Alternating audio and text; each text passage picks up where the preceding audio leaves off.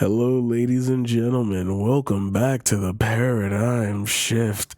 I'm your host, Padadium, and I'm bringing to you a new video while I am streaming. I got 3,914 drop frames. What? Hit the like, hit the subscribe. My chat is tired of hearing it. Why don't you just record one and drop it in the front of every edit? Because then I'd have to edit them all. When are you playing Skyrim? I can't start so many games. I gotta start Final Fantasy first. So much that we have to do. We are in the middle of Deus Ex Human Revolution. You're asking me to stream more times, and I'm gonna need more people in here if we're gonna stream more times. Like we gotta hit an average. We gotta hit. If I hit partner, I do this 8 days. I do this 5 days a week, 8 hours a day. Ooh, what is happening? What did I just click? Oh shit. Hey, can y'all do me a favor? Can we do me a favor? Can we all do like one really like thing real quick? Read that.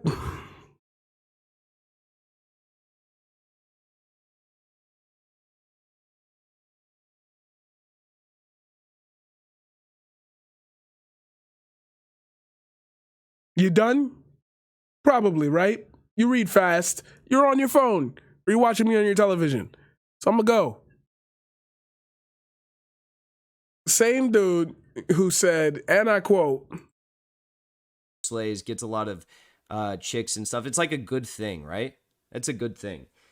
And Matt, the interesting thing is, Matt Steed, wherever you went, the interesting thing is, like maybe that's you. Maybe Matt, that's you. You're trolling here, maybe.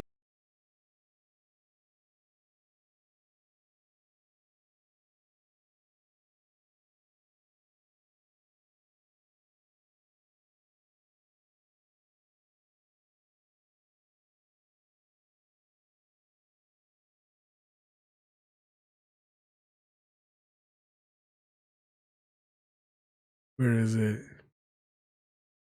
I know I ain't lose it.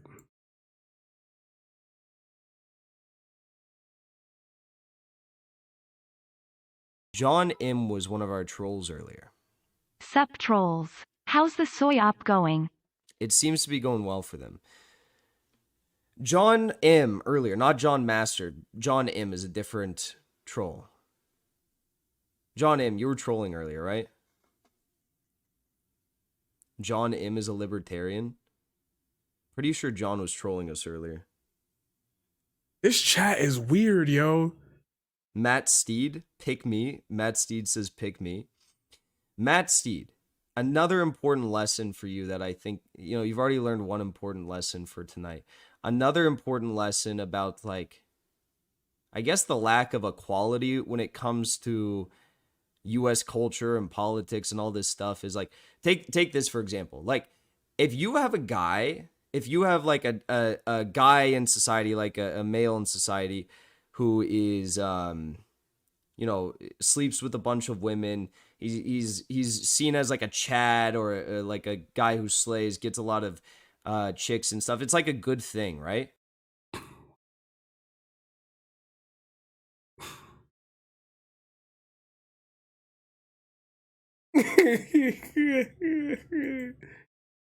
I'm gonna assume that this brother is a door stand. I'm gonna assume. So we're gonna just take a look on one of his videos and see what he's got to say. Some of you might remember the viral moment in which AOC had voted against funding the Iron Dome and Operation Guardian of the Walls to the tune of $1 billion. And it's not just a random $1 billion. It's $1 billion worth of your taxpayer money, right? She took $1 billion and said, yeah, I'm going to vote president on this. And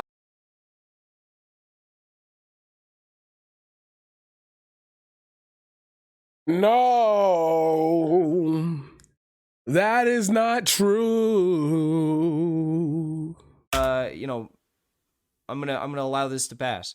Now, she initially voted no on this effort. She initially said, no, I don't want to give $1 billion to the Iron Dome, Israel's Iron Dome, and Operation Guardian of the Walls. Now, for those of you wondering what Operation Guardian of the Walls is, it is Israel's bombing campaign led by the IDF upon Gaza. They don't talk about that a lot, right? You'll hear liberals kind of slightly critique her for funding the Iron Dome, but they'll never bring up Operation Guardian of the Walls. That is the bombing campaign upon Gaza, and that is what AOC voted to fund. So it appears as though now we seem to have a bit of a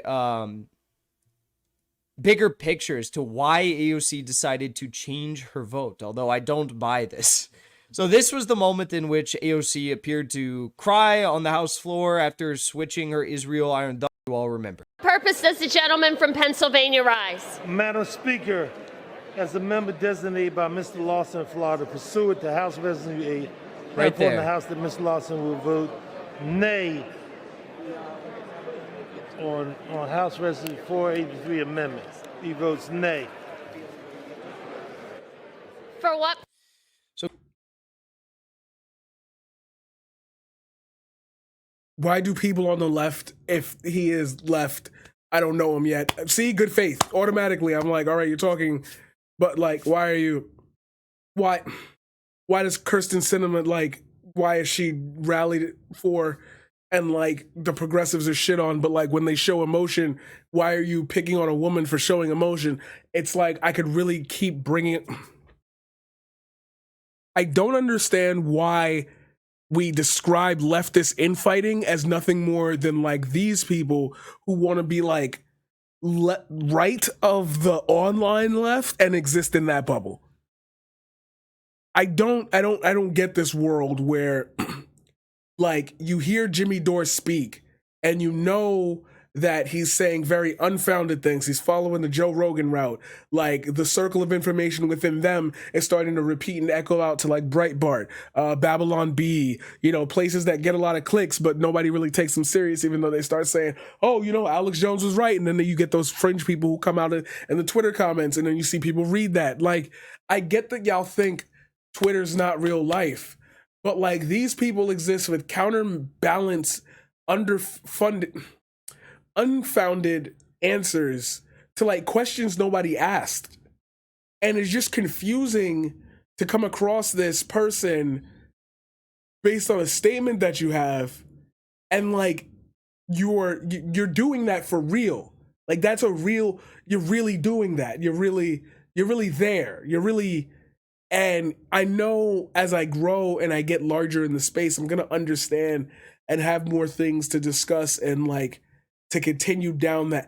But it's like I would never get to the point where I would like start turning to justify the like it's shitty decisions, but at least somebody shows some remorse. I hate taking people at the good faith of, well, she voted for it. She could cry all she wants. She still voted for it. It's like, yeah, but are you always going to get and this is the idea of why I brought up, like, I don't understand why leftists do this. Are you always going to get these people who are strongly for everything that you want?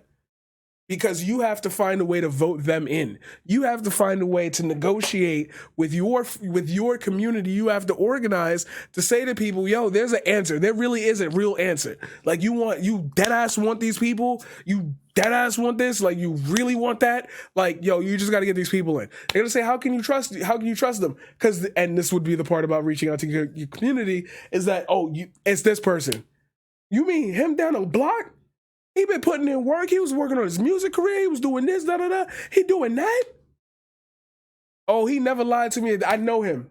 I could tell people, yeah, I know him. That was dude down the block. See, you don't got nobody like that. You got these large figurehead people, and then you get somebody like AOC down the block. She not down the block enough. She not speaking in Spanish. Like, at some point, I'm going to hear a joke that somebody says like, oh, AOC need to clean my toilet. I promise you it's coming. It's coming, and it's going to come from our side. It's going to come from our side, and it makes me mad that, like, you're about to make this point that I stopped you on, because I promise you that it's going to have to do with exactly what I just said being the criticism. So clearly he was crying. There's another clip that doesn't appear to be in this video. Hey, that's mild Congressman Mike Levin. Douchebag. So anyways, there's another video where right here, AOC can be seen crying and getting screamed at by Nancy Pelosi. And it was really interesting. The whole thing was really weird. I think Cori Bush was standing right next to them too. And, you know, we have this video, a little bit of a closer up look at AOC crying on the House floor after switching her vote. Very, very weird series of events. So Samira Khan tweeted this out. I seem to have somehow missed this, but here we have it. AOC apparently voted present on Iron Dome because she was concerned a Harriet's cartoon would lead to threats on her life. So she voted to give $1 billion in your money to the Iron Dome and the IDF to bomb Gaza. Let's take a closer look at this. So this is in Jacobin. Jacobin known for their, you know, access politics, continually sucking up for the squad. Here we have it. Electoral politics is a part of this larger mobilization. It is not the sum of it. That's probably an AOC quote. We then saw this very... Why don't you read the thing? Oh my God, manufacturing a criticism because she's a woman. Like, y'all show y'all ass, bro. Y'all show y'all ass, and you want me to get mad about it. Yo, I'm really going to become daddy on Twitch. Like, what are y'all doing? What is this? Please read the article you are in and then answer if that isn't like very militant media mobilization that, in my view, started to extend far beyond the normal anti-Palestinian mass media rhetoric into rhetoric that was directly threatening the lives of members of Congress. In fact, even Haaretz, however you say it, a supposedly progressive-leaning newspaper, ran an extraordinarily racist depiction of me and other members holding Hamas rockets and aiming fire at Jerusalem, AOC said. I can disclose this now, but I couldn't then. I was assigned and was riding around in a 20,000-pound armored vehicle because there was an extremely serious, credible threat that had been intercepted. Okay. So I guess AOC used this threat of a cartoon, which then allegedly sparked a serious threat against her life, to vote. I just don't understand this. Like, if you have a threat against your life, you're going around in this $20,000-pound, armored vehicle. Why would you, if you have that protection, why would you just not vote with your principles? I mean,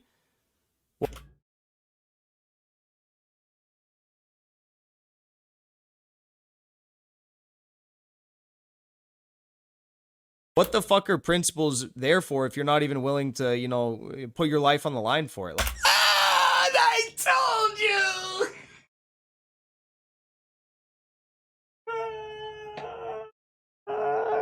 Why do you motherfuckers move so easily, bro? Y'all can't even be clever with the sentences you put together. I don't like this isn't entertaining. This is like you're doing the Tucker Carlson thing. You're like, I see. I don't understand. Like, what the fuck are principles if you're not gonna live on them? Am I right, guys? Yeah, I knew it. He said that bitch gotta die for this vote, bro. Every progressive member of Congress gotta die for their votes. Everybody else good. Oh my God. He said, let them participate in Squid Games. Like, oh my God. Why? Why are you predictable? Why? I never met you. I've never watched. Like, you and me are meeting for the first time. And like, this is the best you got? You could criticize, like, the policy and why Democrats had to be on the side of it anyway. What type of middle-of-the-aisle acceptance is happening here? And how does that dynamic work when it comes time for talking about the filibuster? Like, you Are you more important than all of the innocent souls in Gaza who are being bombed by Israel? Are you more important than all the Americans who are desperately in need of healthcare in the middle of a pandemic? He's right. Die for the greater good. Are you not Captain America? Are you not Superman? Are you not Batman breaking people's arms in the city for selling an eighth? How dare you not go out there and fight the Joker? How dare you not go out there and actually apply your craft, your life, your heartbeat to let people know that you care about them, that there is something about them that makes you feel worthy for laying your life down on the line. Like, yo, and he's doing it so smugly, like. I just don't follow the logic here. Take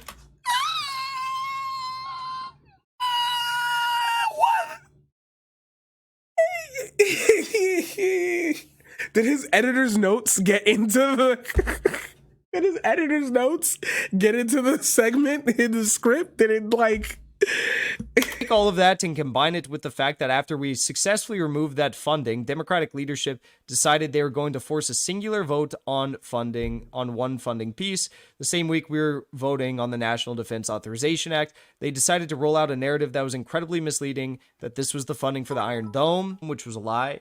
This was supplemental to the full funding that Congress had already authorized. That created an extraordinary amount of panic among our Jewish community that has been experiencing extremely targeted anti-Semitic attacks along with our Muslim brothers and so this created panic among your Muslim brothers and sisters, so you continue to fuck them over and create that and exacerbate that panic for them by Okay.